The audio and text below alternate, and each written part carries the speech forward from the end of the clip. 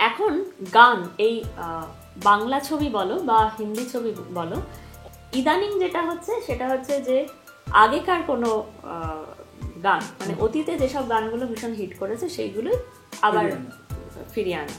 এটা যে এখনকার ট্রেন্ড নয়, মাঝেও এই একটা ট্রেন্ড এসেছিল, তখন বলা হচ্ছিল যে গানের কথা ফুরিয়ে যাচ্ছে, গানের ভাষাও চলে যাচ্ছে, প্রেমের ভাষাও চলে যাচ্ছে, আর বিশেষ করে আঙুল তোলা হচ্ছে মিউজিক ডিরেক্টরদের প্রতি, তারা অরিজিনালিটি দিতে ভুলে যাচ্ছে। মিউজিক ডিরেক্টর তো চুজ করে না কোন গান ব্যবহার করা কি হবে কি হবে না, এটা পুরোপুরি প্রযোজক এবং নির্দেশকের ইচ্ছে কোন গান, যদি কোনো পুরোনো গান ইউজ করা হয়।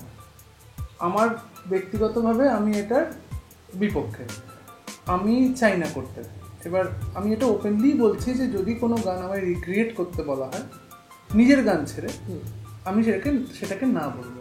এবং এরকম বহু হিন্দি ছবির কথা হয়েছে আমার যেখানে আলোচনা হয়েছে, কিন্তু আমি সেগুলোতে না বলেই এসেছি। আর মানে কি আগের সঙ্গীত পরিচালকদের কাছে এই সঙ্গীত পরিচালকরা হেরে যাচ্ছে, মানে কোথাও গিয়ে তাদেরই পরাজয় হচ্ছে। হেরে নেওয়াটা একটু ডিফিকাল্ট, কিন্তু হয়তো সেই গানটা অনেক বেশি পাওয়ারফুল ছিল এবং সেই গানটা যে কটা তৈরি হচ্ছে তার চাইতে অনেক দামি গান ছিল আর কি। তাই জন্যই হয়তো সেটাকে রিহ্যাশ করে বিক্রি করলে বেশি মানে বেশি ইনভেস্টমেন্ট আসছে।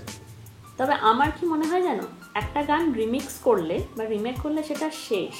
কেননা যে করলো, যে মিউজিক ডিরেক্ট করলো আলটিমেটলি ওই গানটাকে নিয়ে, তার তো নতুন কিছু আর দেওয়ার সম্ভাবনা, তার জীবনের একটা অধ্যায় বেরিয়ে গেল, সে নতুন কিছু করতে পারলো না এবং সেই সময়টা তার জীবন থেকে চলে গেল। তোমার গানগুলো অরিজিনালিটির জোরে আরো 50 বছর পরে রিমেক, মানে ধরো আমি বলছি উইয়ার্ড থট যে আমাকে আমার মতো থাকতে দাও, একটা এমন রিমিক্স হলো যে সেটা ডিস্কো থেকে বাদ, এরকম একটা আছে অলরেডি, এটা রিমিক্স ভার্সন পাওয়া যায়, বাজতেই পারে, তাতে আমার মানে কোনো আপত্তি নেই এবং আমাকে ক্রেডিট দিলেই হবে এবং আমাকে সামান্য সম্মানটুকু দিলেই হবে।